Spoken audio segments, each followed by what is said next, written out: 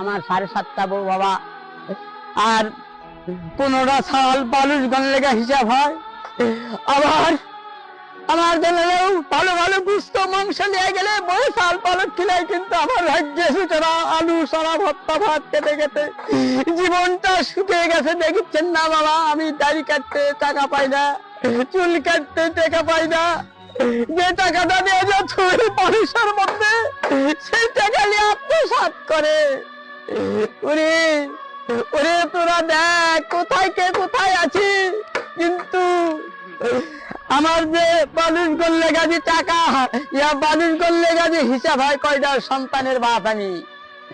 ওরে বাবা তোরা দেখ, আমার বয়স এখন বর্তমান 110 বছর বাবা, বইয়ের হচ্ছে 60, আমার 50, তার জীবন আর চলে বাবা।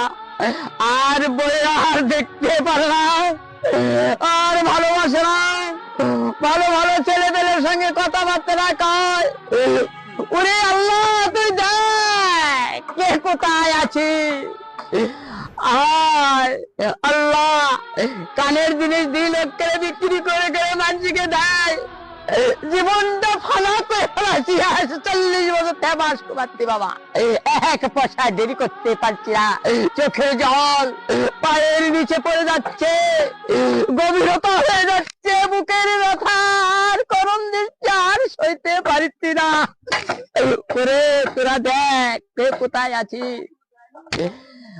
আল্লাহ তুই রহম করিস আল্লাহ। আজ গলার মাথায় আজ আমি চলতে পারি না, শুনতে পাই না, আমি জিজ্ঞেস করি আল্লাহ তুই রহম করিস কোথায়।